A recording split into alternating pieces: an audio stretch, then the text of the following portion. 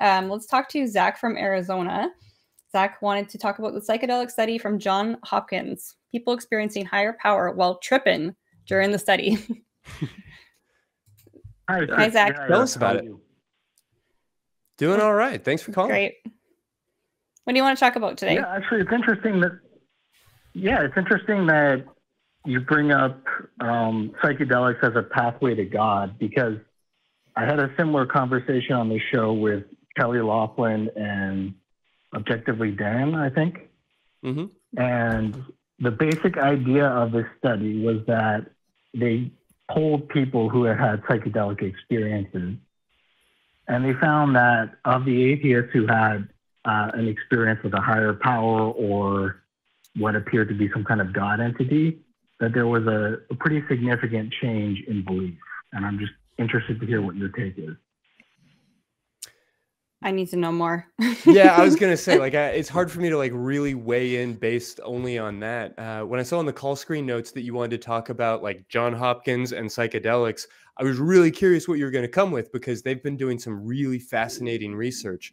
I can say sort of broadly that I am aware of some studies that sort of touched on personal experiences with psychedelic and different people's sort of reactions to notions of higher power and angelic figures and things like that. But without knowing a little bit more about what you're asking, it's hard for me to really know where to go or what to say here.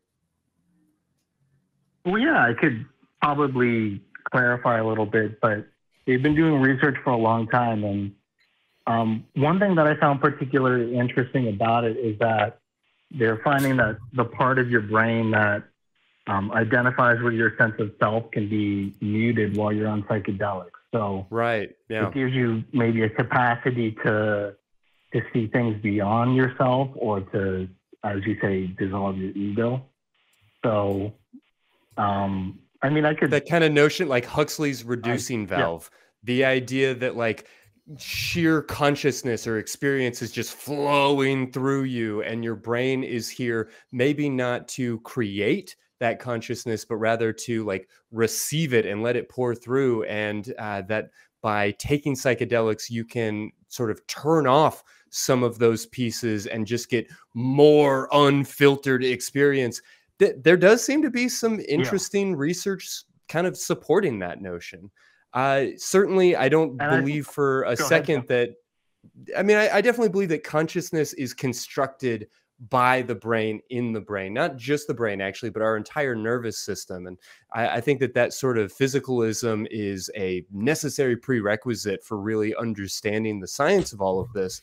But just to say, damaging or maybe temporarily muting aspects of our neurobiology in order to sort of see what happens when we start fucking with different pieces of it is absolutely fascinating. And it does seem to give us some interesting insights into the parts of our body that help us to have a sense of, like, well, is this my hand, or is this just a hand? Is this just an object in my field of vision, or is it something I have control over? And what is the nature of the self? I mean, there's some interesting questions being asked and answered. Yeah, and I had a really similar experience I have a very limited experience with psychedelics, but my experience with psychedelics and with really deep meditation, I found kind of a similar overlap with that kind of dissolution of self. Yeah. And I'm thinking that maybe our perception of self is the limiting factor that prevents us from experiencing God. Yeah, all right. I mean, I think that that's a interesting notion. I would then have to really start to scratch the surface on, okay, so what is a God? What does it mean to experience that God? Why does God need to have part of our brain turned off in order for us to experience him? And is that a good thing that we're doing that?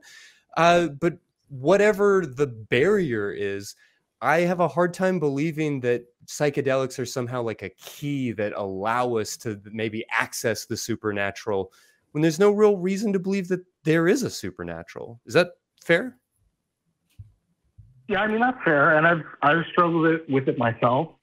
It's interesting that Erin brought up kind of this whole idea of Holy Spirit through music. I had that similar experience. I'm an ex-Christian, and by watching like atheist experience in this show, I've kind of gone down the path of moving away from organized religion.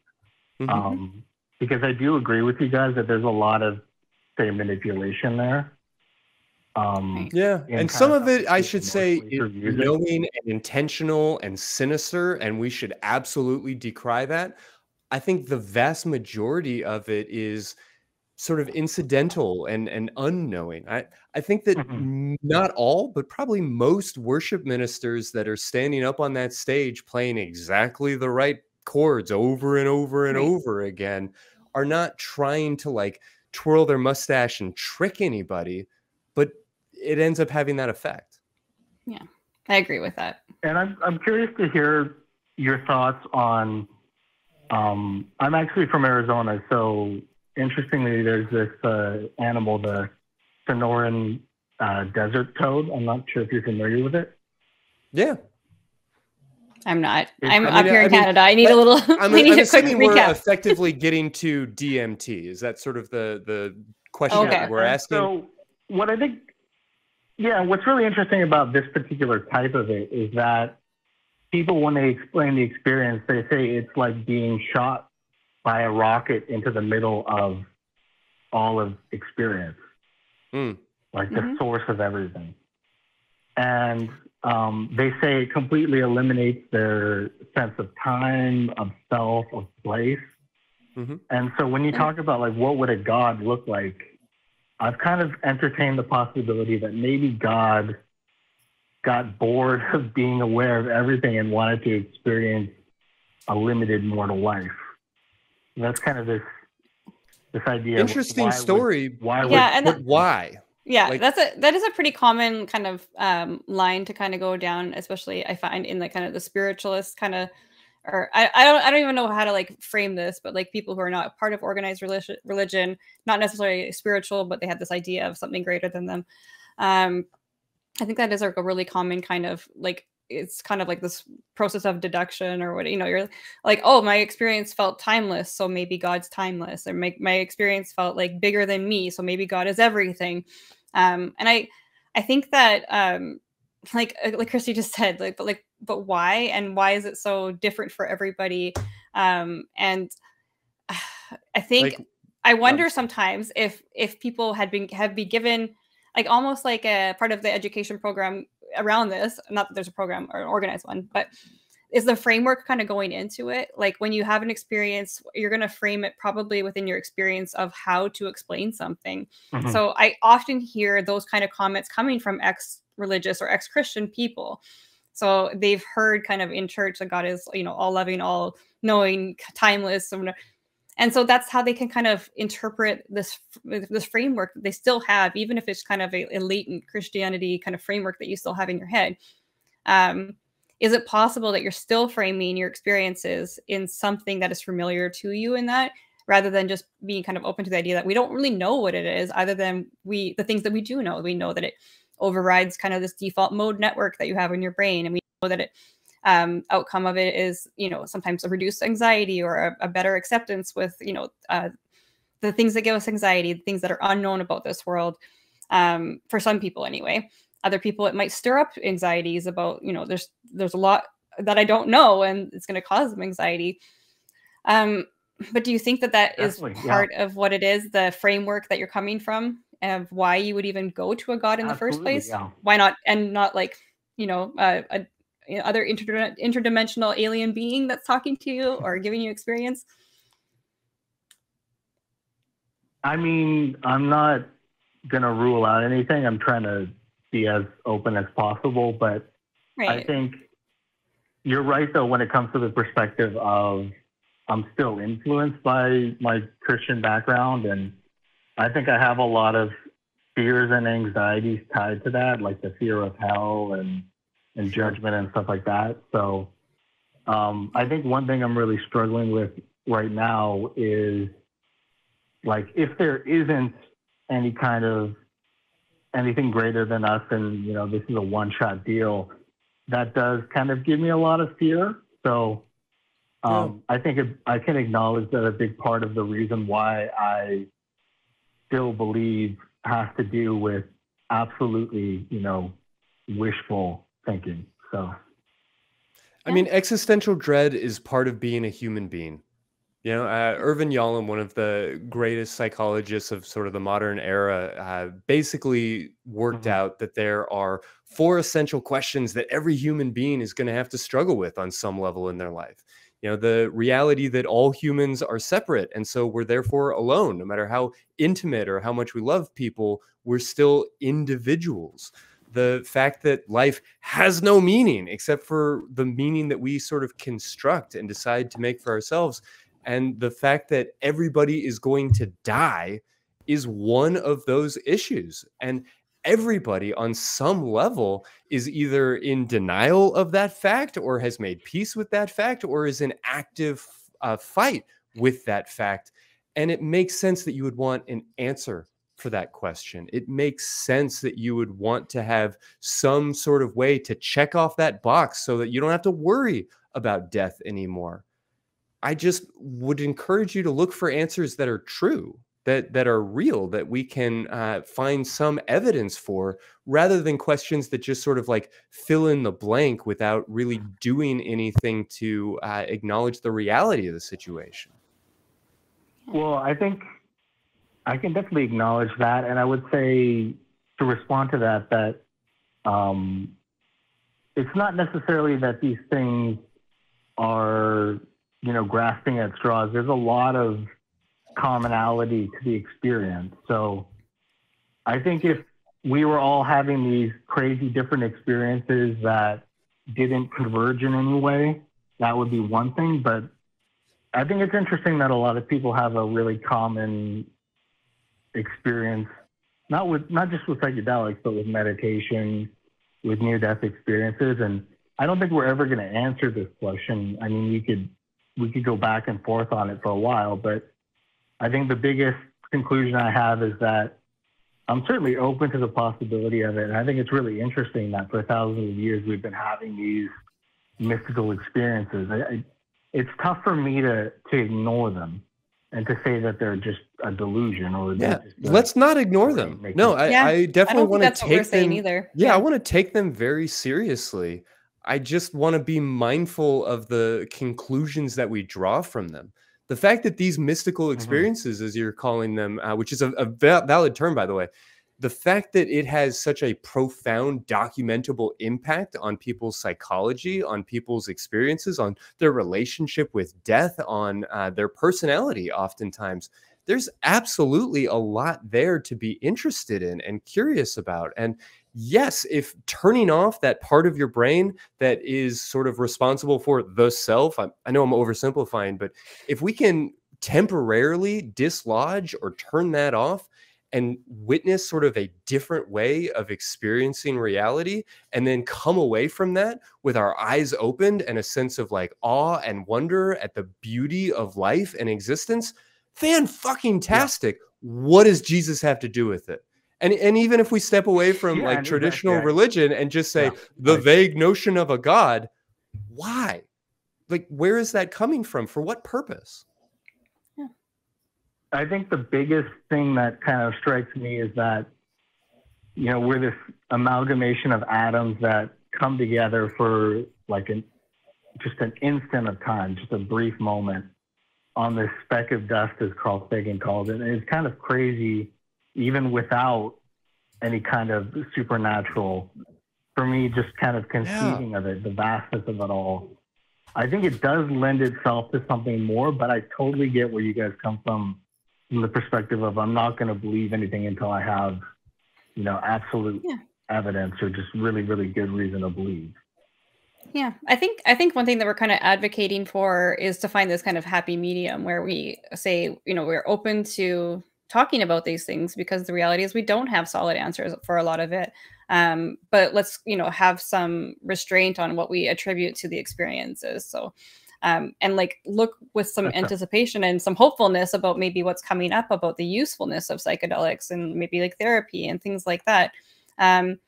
So I think it's good to keep yourself open, but, be careful with what kind of idea you latch onto about what is explaining what's going on. Because I mean, that like Christy said, it's like, it's tempting to try to fill in those gaps with something that not only kind of answers the question, but also something that feels familiar to us. So, but a lot of what you said today is really relatable, honestly.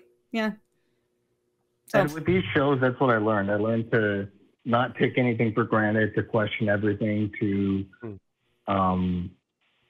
be willing to change your mind. Because I think when you have a conversation with someone and you change your mind, there's like a real benefit to that. Like, yeah, for a while, it's a humbling experience too.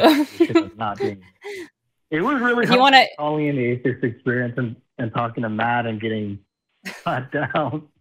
It's a different kind of ego death, right? It's a different kind of ego death. Yeah, definitely.